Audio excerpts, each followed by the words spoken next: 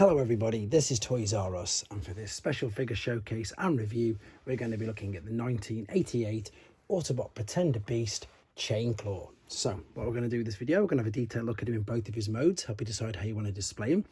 We'll have a look at the accessories that come with him. Because he's a vintage figure, I'll point out things that you need to be aware of if you have to purchase one for yourself.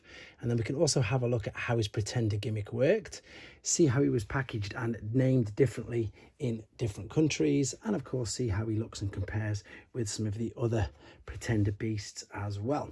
So let's get started. So as I said, 1988, Hasbro released these exactly that, Pretender Beasts. And the reason why I'm saying Hasbro is because in Japan these weren't released at all by Takara Tomy, and I suppose the gimmick in it is pretty clever, to be fair, and I have to confess that over the years the Pretenders have completely grown on me. So what we'll do is we'll start off with the outer case, which is a bit like a grizzly bear, or as some people have put it, an angry beaver. Either way, what you're looking out for is a white on the teeth there. These tend to get chipped really easy, these shells, but this one's quite lucky. There's no extra tail you need to put in like there is with the other Autobot Pretender. It is just a case of checking around here, and the reason why I'm saying around here is because this is where we would put the helmet. This is the helmet that comes with him, and if we pop this on over here, you'll see how it slots and it clicks over. So of course all around the points I just pointed at, you can see it could in fact damage the paint on it. If we have a look at the inner Pretender Beast, first and foremost we'll have a look at the actual robot. Now these are super basic, they really are, but that's because they were able to turn into a robot and indeed hide in the shell.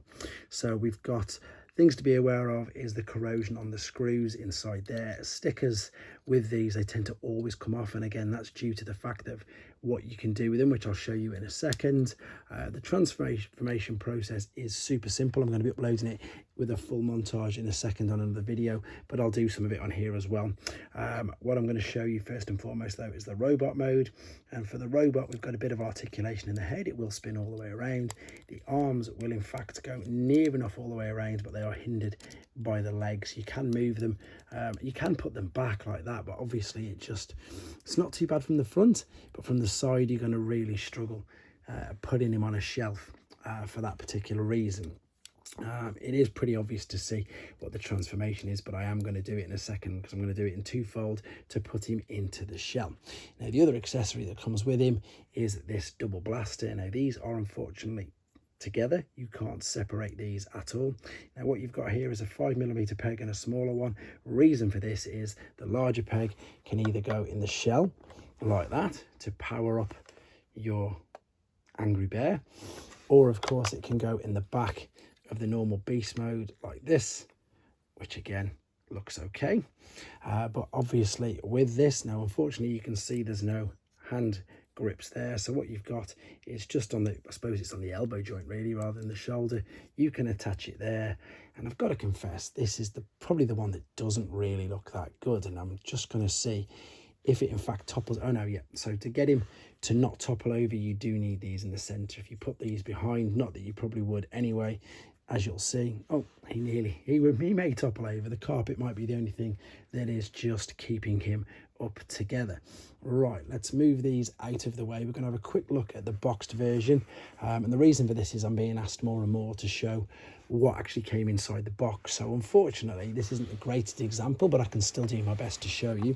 First and foremost though, we will look at the fact that this is an Italian variant, and it was made by the company Jig, which was licensed by Takara to make Transformers. You can also see that they changed his name to Ursus.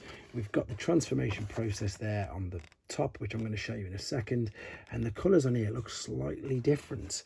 Not too sure. If we look on the back, we've got the 1988 battle scene, which is of course for Hasbro fans. It is of course the Power Masters and the Pretenders.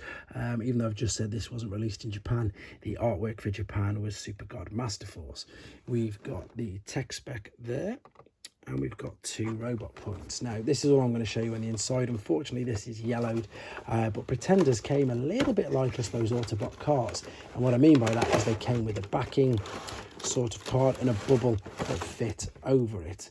So the bubble, as you can see, is still intact. It's this that's actually yellowed, and the accessories were at the side. So if you're looking to get one of these complete, I mean, even mine's missing the backing card. It's a bit like the Autobot cars. You had a bit of cardboard, and this would be completely sealed to it. Sorry for that noise. We're going to fold it in. Now again, the instructions I've got, unfortunately, are all in Italian, but you can get the idea just from looking at it. So we've got the beast and the robot, and again it's in the black and white with the red colours because it's an Autobot. So let's have a look at this gimmick, which is of course what made these, again, I suppose, special, and it's just something I really didn't appreciate as a kid, but now I do much more. So okay, now let's do the full transformation then with him. So we're going to take him, we're going to turn him into a beast first and foremost. So we'll fold the fists down, fold the claws over, cover up the robot head with this head. Now at the same time, in fact, no, we'll do the full beast first. So we folded the fist down, fold the back half over, make sure you can get some clearance with the legs, and it's just as simple as that. Clicking in, that is, as you can see, the beast, but this is much better condition than this one.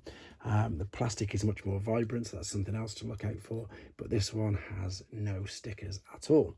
Right, if we separate the shell like so, you can, to be honest, you can just pop this in. It fits in really easily, but it'll just rattle around. However, what you've got here, see these, I suppose they're tabs, aren't they?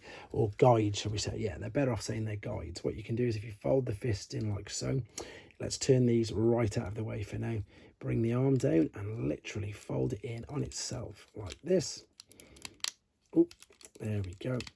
So that's going to fit snug there. The legs will then come around, not catching onto anything. And then this is where it's really clever. This is, again, you could just pop him in like that, but then he would rattle around all over the place, which isn't the greatest. But the best thing about this one is, and it's really easy with the guide, you're going to line up the leg. So there's the leg, line this up, oh, he says, and he should fit snugly. Yep, there we go, inside. So exactly the same. That's how we do it. I'm just going to hold it in because it will fall out, obviously, with gravity. And then when we pop the shell around him, like so, he's snug in there and he doesn't rattle around. So there you go. We can power him back up, put that in, put that on there, and there you go. There is Chainclaw. Now, the other Autobot beast pretender was Catilla, which was this guy. And as I say, he had the extra tail bit. The inner robot was very similar. Funnily enough, they've all just got, Catilla have just got extra tails. So there's an extra tail there as well. And in the robot mode for Catilla, again, very similar. Attach the gun or weapon to the shoulder. Anyway, I'll save Catilla for another review. This concludes the quick review and look at the 1988 Autobot Pretender Beast Chainclaw. Let me know what you thought of him in the comments, and again, keep me updated with any other G1 figures that you'd like me to review in the future. Thanks very much for watching, guys. Take care.